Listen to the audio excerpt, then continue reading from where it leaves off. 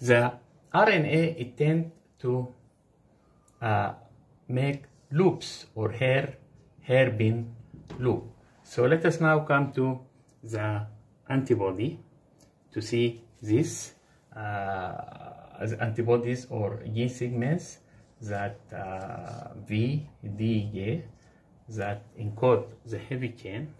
Then we have C, we have C mu, we have C delta, we have C that encode gamma, all gammas.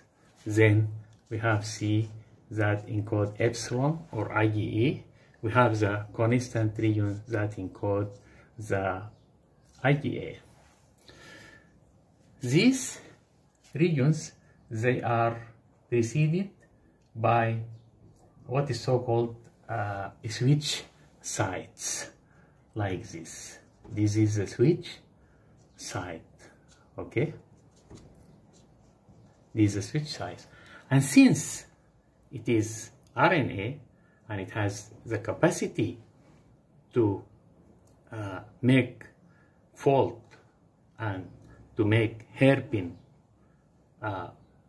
fold by means of some enzymes, for example, activation in induced cytidine deaminase that change CG into UT, and this will make the bond between two hydrogen ions suitable for the RNA to make these folds into three-dimensional structures.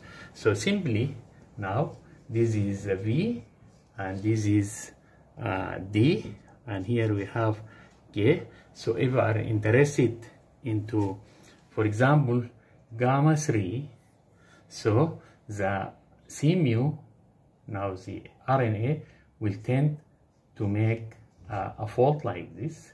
Then following that, C delta, and then following that C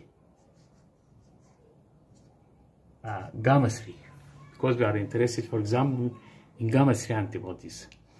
So all this will be removed by RAG1, and this will be removed by RAG1 and RAG2, and together with a terminal deoxynucleotide transferase, they add nucleotides. Then this is the switch site of C mu that encode IgM, and this is the switch site of the gamma 3.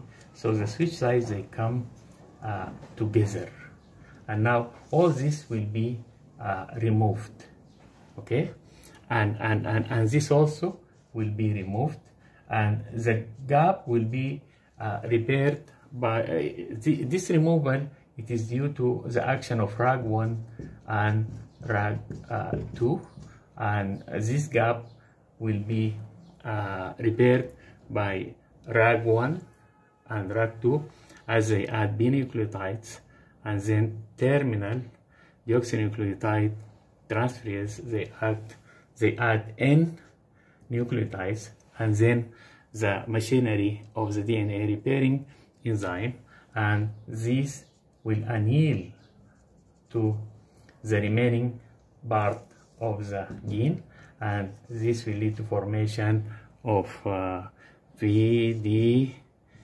G, gamma 3 antibodies, and it is expressed as IgG3. Why we need IgG3 or IgG1?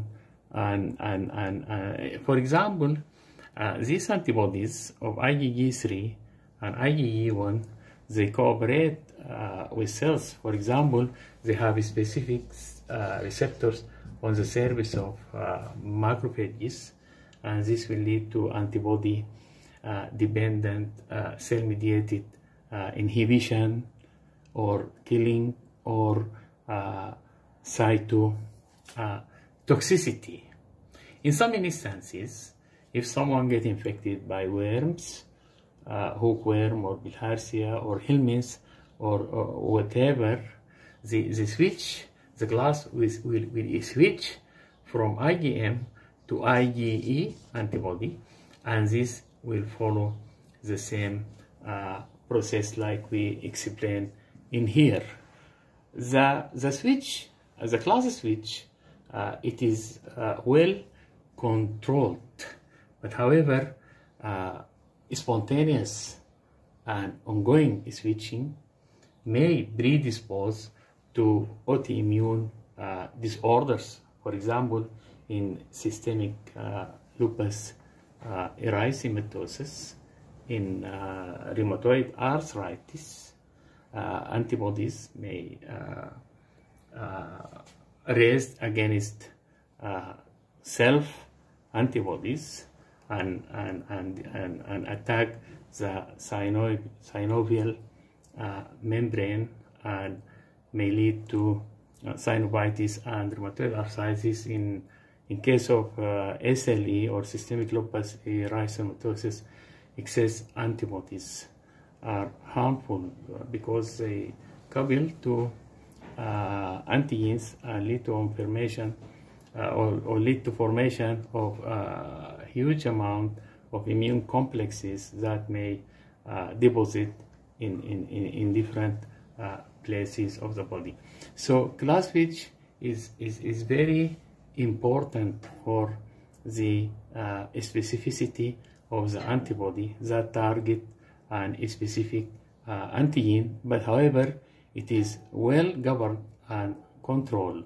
Uncontrolled class switch or spontaneous class switch or ongoing class switch may predispose to autoimmune disorders. Thank you very much, Professor Ahmed Poulad.